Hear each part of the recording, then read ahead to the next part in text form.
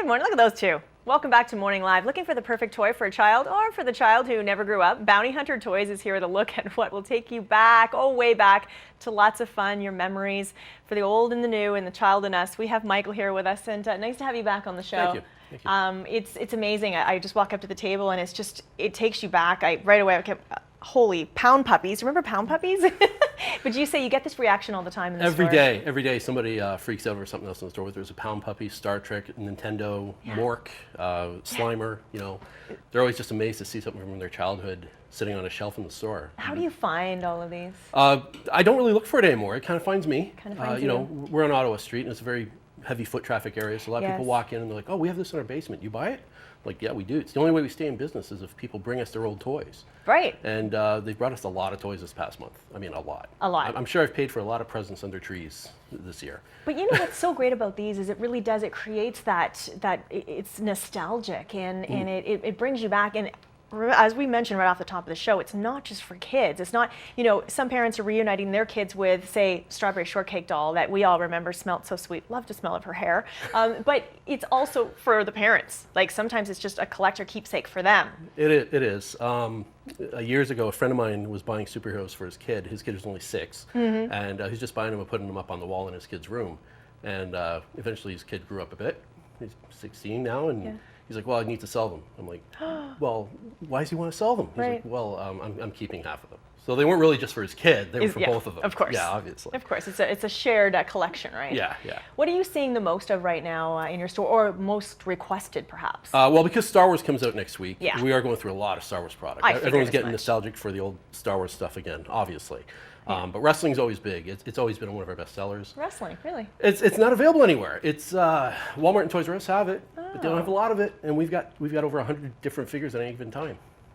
And yeah, we see some of the guys up there, over there on the side near you. And I mean, it is interesting to see, as you scan across, you just keep seeing old collections of Barbie. Like, what would be the date on this, do you know? Not specifically, it's from the 80s, early 80s, so probably 80s. 82, 84. Yeah, it looks really 80s to me. And you're saying, would you say you're more top heavy with boys' toys? It's definitely, this hobby is more guy-centric. Definitely I can see that. is. Yeah, it definitely is. There's a lot of women and females that are into it and collecting it. Sure. The whole comic and toy hobby has really changed in the last 5 years anyways. Sure. So that's why when we expanded to take over the store next to us, we started doing a lot more girl stuff as well.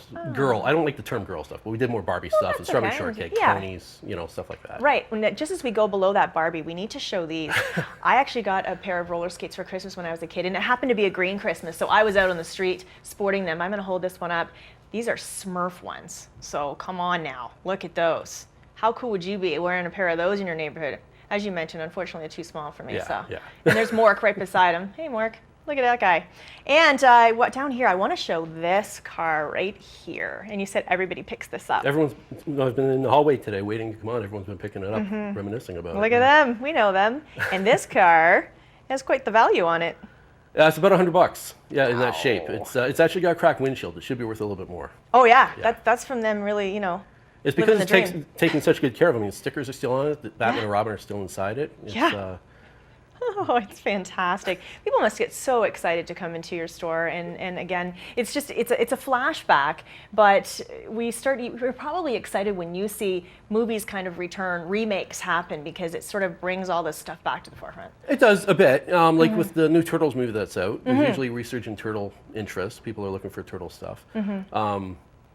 And same with Star Wars, like I said earlier, with Star Wars back out again. For the past year, Star Wars has been a huge seller for us. It always is, but I mean, it just picks up a bit more. You know? And what about, we're looking at the front there in the middle, like the little Sesame Street characters.